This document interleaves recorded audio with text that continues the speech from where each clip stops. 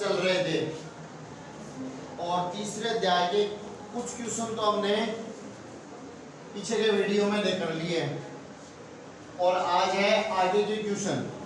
तीसरा नंबर का दूसरे में तीसरा क्वेश्चन है, सिंधु और गंगा नदियां कहां से निकलती हैं। यानी क्या पूछा हमें, सिंधु और गंगा नदियों का उद्गम स्थल पूछा है। निकलने का मतलब उद्गम स्रोत, कहां से निकलती है वो कहलाता है उद्गम स्रोत। तो सिंधु नदी का उद्गम स्रोत तो है मानसरोवर झील। कहां से निकलती है, मानसरोवर झील से निकट से निकलती है। और यह मानसरोवर झील कहां पर है, तिब्बत के निकट। तो सिंधु नदी का उद्गम स्रोत तो है मानसरोवर झील जो है तिब्बत के पास में। और गंगा नदी है वो एक हिमानी से निकलती है जिसका नाम है गंगोत्री। गंगा नदी जहां से निकलती है उसका नाम है गंगोत्री नामक हिमानी। और यह गंगोत्री कौन से राज्य में है, उत्तराखंड राज्य में। समझ गए। सिंधु तो निकलती है मानसरोवर झील तिब्बत के पास से और गंगा निकलती है गंगोत्री नामक हिमानी से। अगला प्रश्न है, गंगा की दो मुख्य धाराओं के नाम लिखिए। यानी गंगा नदी है उसकी दो मुख्य धाराएं बतानी है, जो धाराएं आगे चलकर क्या बनाती है, गंगा नदी बनाती है। तो गंगा नदी की मुख्य धाराएं हैं भागीरथी और अलकनंदा। गंगा नदी की मुख्य धाराओं के नाम क्या है, एक का नाम भागीरथी और दूसरी अलकनंदा।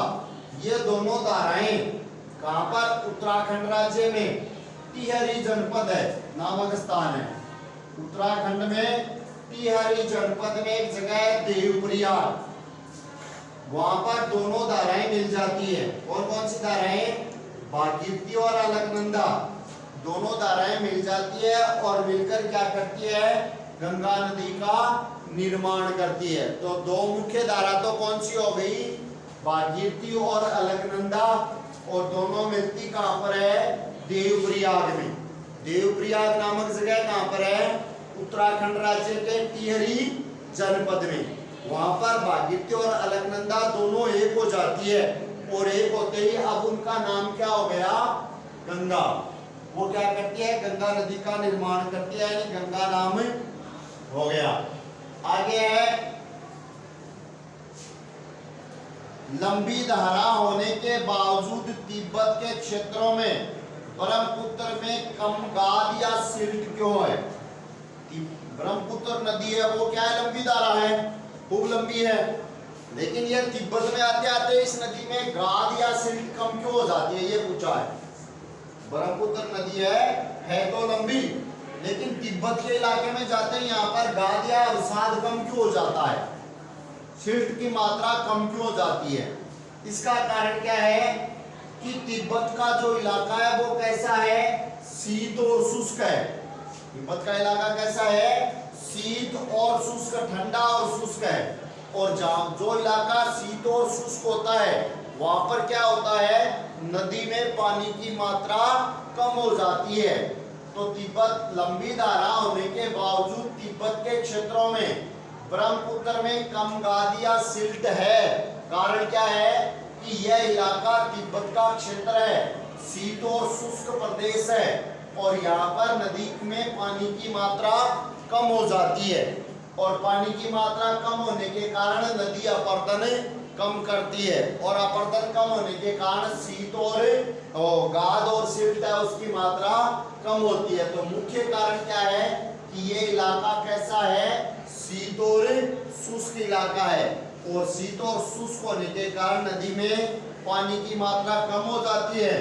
पानी की मात्रा कम होने के कारण अपरदन कम होता है। अगला है, कौन सी दो प्रायद्वीपीय नदियां गरज से होकर गुजरती है। प्रायद्वीपीय नदियों के बारे में पूछा है कि कौन सी ऐसी दो नदियां हैं जो गरज से होकर गुजरती है और समुद्र में प्रवेश करने से पहले वो किस प्रकार की आकृति बनाती है। तो दो नदियां नर्मदा और तापी। नर्मदा और तापी दो नदियां हैं जो क्या करती है, प्रायद्वीपीय नदियां। पहली बात तो ये कि दोनों ही क्या है, प्रायद्वीपीय नदियां हैं और दोनों ही कहां से निकलती है, गरज से होकर निकलती है, और जब यह समुद्र में प्रवेश करती है उससे पहले एक आकृति का निर्माण करती है। उस आकृति का नाम है ज्वार नदमुख। नर्मदा और तापी दो प्रायद्वीपीय नदियां हैं जो गरज से होकर गुजरती है और दोनों समुद्र में प्रवेश करने से पहले ज्वार नदमुख का निर्माण करती है।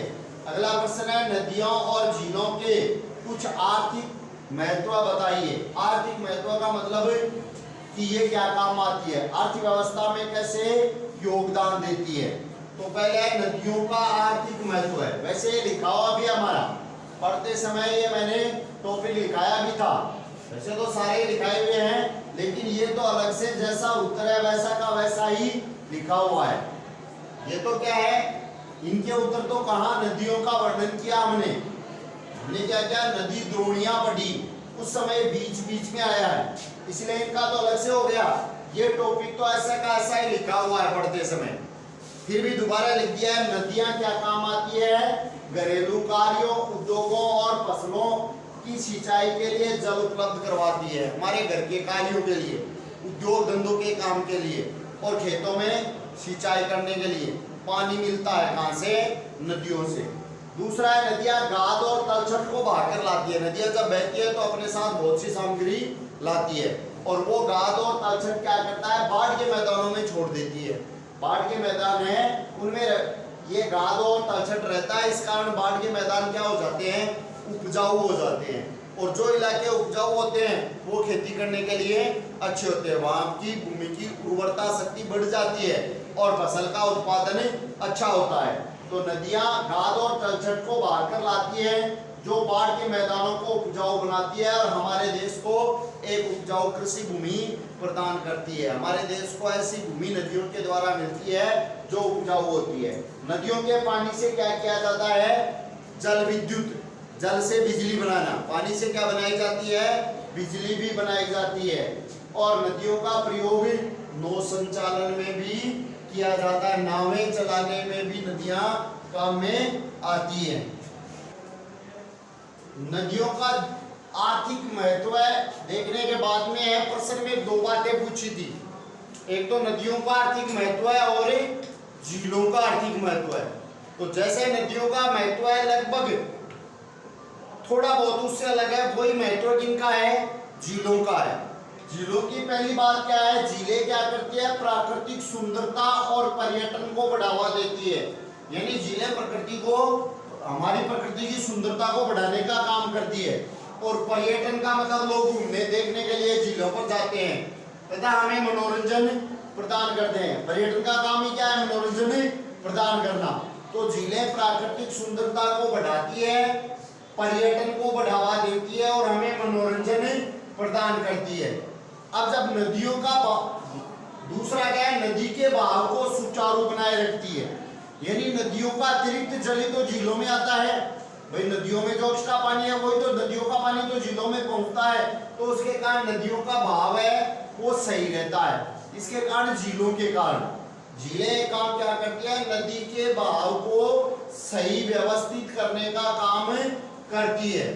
झीलों का प्रयोग जल विद्युत उत्पादन में, जैसा मैंने पहले ही बता दिया कि नदियों के पानी से भी क्या बनाई जाती है, बिजली बनाई जाती है, और झीलों के पानी से भी क्या बनाई जाती है, बिजली बनाई जाती है। नदियों में भी नौ संचालन होता है और झीलों में भी नौ संचालन होता है, दोनों सेम ही है।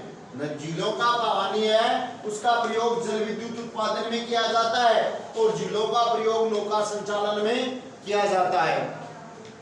अत्यधिक वर्षा के समय झीलें बाढ़ के पानी को रोकती है। झीलों में पानी कहां से आता है, नदियों से आता है। वर्षा के समय नदी का जलस्तर बढ़ जाता है, तो वो जलस्तर कहां से, बढ़ा हुआ जलस्तर कहां चला जाता है, झीलों में। तो ज्यादा वर्षा होती है तब झीलें बाढ़ को आने से रोकती है, और झीलें क्या करती है, अपने आसपास के वातावरण को, जलवायु को सामान्य बनाए रखने का काम करती है, समजलवायु बनाए रखने का। सर्दियों के मौसम में आसपास का वातावरण थोड़ा गर्म रहता है, गर्मियों में ठंडा रहता है। झील के आसपास के इलाके हैं उसको झील क्या करती है, जलवायु को सम बनाती है। झीलें जलीय परितंत्र, जलीय परितंत्र का मतलब जल में रहने वाले जीव जंतु, जल में रहने, पानी में रहने वाले जीव जंतु है, उनको भी झीलें संतुलित बनाए रखने का काम करती है। झीलों के कारण जल का जो परितंत्र है वो भी बना रहता है। अगला प्रश्न है कि नीचे भारत की कुछ झीलों के नाम दिए गए हैं। भारत की कुछ झीलें हैं, उन झीलों में से हमें छांटना है प्राकृतिक और मानव निर्मित झीलें कौन सी है। प्राकृतिक झीलें तो जो प्रकृति के द्वारा बनी हुई है, और मानव निर्मित जिन झीलों को मनुष्यों ने बनाया है। तो सबसे पहले है भूतल झील। सबसे पहले हमने उत्तर में क्या लिखा है, प्राकृतिक झीलों की एक श्रेणी बना दी और मानव निर्मित झीलों की एक श्रेणी बना दी। तो भूलर, डल, नैनीताल, भीमताल, लोकताल, बारह पानी, चिल्का, सांबर और पुलिकट, ये तो नाम किसके हैं, प्राकृतिक झीलों के। तो पहली भूलर झील है, भूलर प्राकृतिक में आ गई। दूसरे नंबर पे डल है, डल भी प्राकृतिक में आ गई। नैनीताल है, वो भी प्राकृतिक में है। भीमताल है, वो भी प्राकृतिक में है। बीच में अड़ा में गोविंद सागर है, तो गोविंद सागर कहां पर आ गई, मानव निर्मित झील है गोविंद सागर। फिर देखो 6 में लोकताल, तो लोकताल भी प्राकृतिक है। 6 में 12 पानी, ये भी प्राकृतिक है। चिल्का, ये भी प्राकृतिक है। ज में सांबर, ये भी प्राकृतिक है। फिर ये में देखो क्या है, राणा प्रताप सागर, तो राणा प्रताप सागर कौन से में आ गई, मानव निर्मित झील है राणा प्रताप सागर। फिर निजाम सागर है, ये भी मानव निर्मित झील है। और बीच में निजाम सागर के बाद में है पुलिकट, तो पुलिकट झील है प्राकृतिक झील। फिर है पुलिकट के बाद में नागार्जुन सागर, नागार्जुन सागर है मानव निर्मित। और आखिर में है हीराकुंड, हीराकुंड है नागार्जुन सागर मानव निर्मित है और हीराकुंड भी मानव निर्मित है। तो हमें भी उत्तर में क्या करना है, इस प्रकार 2 श्रेणियों में बांट लेना है और उनको क्या कर देना है, अलग अलग करके लिख देना है। अगला प्रश्न है, हिमालय तथा प्रायद्वीपीय नदियों के मुख्य अंतरों को स्पष्ट कीजिए। यानी हिमालय से निकलने वाली नदियां और प्रायद्वीपीय नदियां हैं, उनमें मुख्य अंतर क्या क्या है। तो हम टेबल बना लेंगे, एक तरफ लिखेंगे हिमालय से निकलते हिमालयी नदियां और दूसरी तरफ प्रायद्वीपीय नदियां। तो पहला अंतर है, हिमालय से निकलने वाली नदियों का अपवाह क्षेत्र लंबा है, यानी ये काफी लंबे चौड़े क्षेत्र में बहती है। हिमालय से निकलने वाली नदियां हैं, लंबे चौड़े क्षेत्र में बहती है। और प्रायद्वीपीय नदियां हैं, इनमें पानी की मात्रा कम होती है, तो इनका अपवाह क्षेत्र इनकी बजाय, हिमालय की बजाय क्या है, छोटा है। हिमालय से निकलने वाली अधिकांश नदियां 12 मासीय है, इनमें वर्ष भर पानी रहता है। हिमालय से जो नदियां निकलती है वो क्या है, 12 मासीय है, यानी साल भर बहती है, पानी की मात्रा वर्ष भर रहती है। फिर अगला है प्रायद्वीपीय नदियां। प्रायद्वीपीय नदियां मौसमी है और इनका प्रवाह वर्षा पर निर्भर है। प्रायद्वीपीय नदियां क्या है, मौसमी है, वर्षा ऋतु में ही बहती है और वर्षा ऋतु जिस प्रकार की होती है उस प्रकार इनका प्रवाह होता है। तीसरा अंतर है, हिमालय से निकलने वाली अधिकांश नदियां हैं का जन्म हिमानियों से हुआ है। हिमानिया हिमालय पर्वत के बर्फ वाले स्थानों से, हिम नदियां जिनको बोलते हैं, उनसे हुआ है। और प्रायद्वीपीय नदियां हैं, यहाँ पर कोई हिमानी नहीं है, इनका जन्म होता है वर्षा जल पर निर्भर होती है, ये वर्षा का पानी है उनसे होता है।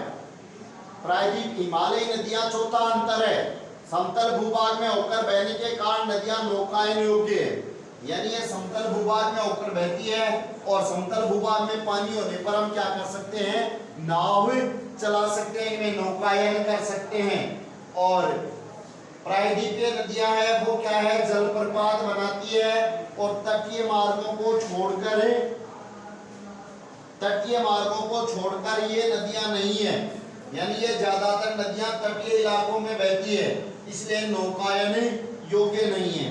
तो 4 अंतर तो बोर्ड पे लिखे हुए हैं, 5वां और 6ठा अंतर मैं बोल रहा हूँ, समझ गए आपको। तो 5वां और 6ठा अंतर है वो मेरी आवाज के आधार पे कर लेना। 5वां अंतर क्या है, अपने ऊपरी हिमालयी नदियों के नीचे लिखेंगे अपन। 4 नंबर तक तो लिखे हुए हैं, 5वां बोल रहा हूं क्या है, अपने ऊपरी भाग में मार्ग में नदियां तीव्र गति से अपरदन करती है, फलस्वरूप ये नदियां अपने साथ भारी मात्रा में गाद और तलछट लाती है। हिमालयी नदियों के आगे नीचे क्या लिखेंगे, ये नदियां अपने ऊपरी भाग में तीव्र गति से अपरदन करती है, जिसके कारण अपने साथ भारी मात्रा में गाद और तलछट लाती है। प्रायद्वीपीय नदियों के नीचे लिखेंगे, धीमे ढलानों के कारण ये नदियां अपेक्षाकृत धीमी गति से अपरदन करती है। हिमालयी नदियां तो तेज गति से अपरदन करती है और प्रायद्वीपीय नदियां धीमी गति से अपरदन करती हैं। और छठा अंतर है, ये नदियां हिमालय के नीचे लिखेंगे, ये नदियां विशाल डेल्टा का निर्माण करती है। छठा अंतर, हिमालय के नीचे ये नदियां विशाल डेल्टा का निर्माण करती है और प्रायद्वीपीय नदियों के नीचे लिखेंगे, ये नदियां अपेक्षाकृत छोटे डेल्टा का निर्माण करती है। दोबारा सुन लो 5 का और 6 का। 5 का हिमालयी नदियों के नीचे लिखेंगे क्या, कि ये नदियां ऊपरी भागों में तीव्र गति से अपरदन करती है, इसलिए अपने साथ भारी मात्रा में गाद और तलछट लाती है। और प्रायद्वीपीय नदियों के नीचे लिखेंगे, धीमी ढलानों के कारण ये नदियां अपेक्षाकृत धीमी गति से अपरदन करती है। और छठे नंबर पे लिखेंगे, हिमालयी नदियों के नीचे ये नदियां विशाल डेल्टा का निर्माण करती है और प्रायद्वीपीय के नीचे लिखेंगे, ये नदियां अपेक्षाकृत छोटे डेल्टा का निर्माण करती है। बाकी कल देखेंगे।